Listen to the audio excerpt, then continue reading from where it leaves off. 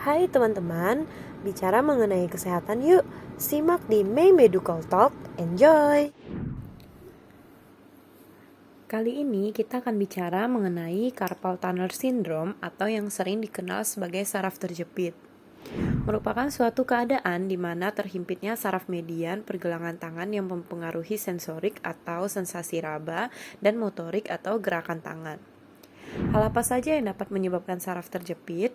Pertama, yaitu aktivitas yang melibatkan tangan dengan sering dan berulang. Misalnya mengulek, memakai gergaji, bermain musik, mengendarai sepeda motor, penjahit, tukang kasir, tukang cukur, dan lain-lain. Kedua, cedera pada pergelangan tangan yang menyebabkan tulang menghimpit saraf median. Ketiga, kondisi seperti diabetes di mana dapat merusak saraf median. Keempat, kondisi tertentu seperti obesitas, menopause, penyakit tiroid, dan lain-lain. Kelima, faktor keturunan maupun penyakit autoimun seperti rheumatoid arthritis.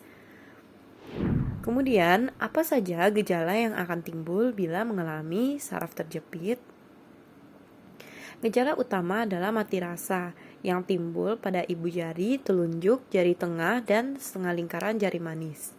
Mati rasa ini sering kali terjadi pada malam hari karena pergelangan tangan yang tertekuk pada saat tidur. Gejala berikutnya seperti bengkak dan nyeri. Dan apabila gejala berlangsung lama, akan mengakibatkan kerusakan permanen pada saraf. Dengan gejala mati rasa yang terus-menerus, pengecilan otot di pangkal ibu jari, dan kesulitan menggerakkan ibu jari.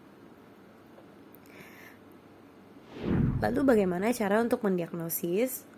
Untuk mendiagnosis saraf terjepit biasanya pada pemeriksaan pengotokan saraf median akan terasa kesemutan yang menjalar yang disebut sebagai Tinel's test dan gerakan merapatkan telapak tangan lalu dibalik disebut sebagai Valen test. Kemudian ada tes darah, elektromiografi atau EMG, studi konduksi saraf, dan sinar X. Bagaimana pengobatan pada saraf terjepit? Pertama adalah mengistirahatkan tangan yang terkena atau imobilisasi. Selanjutnya bisa menggunakan splint atau alat bantu yang sering dipasang pada tangan penderita.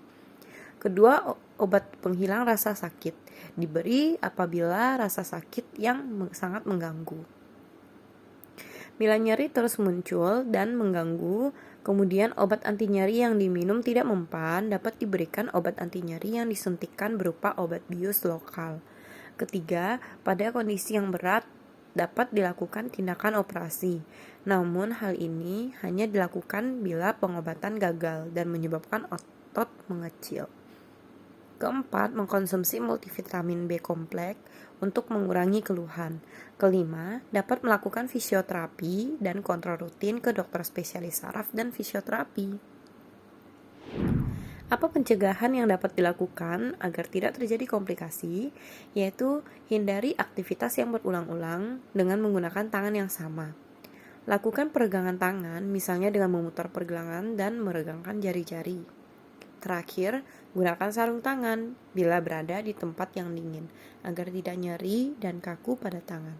Semoga bermanfaat. Terima kasih.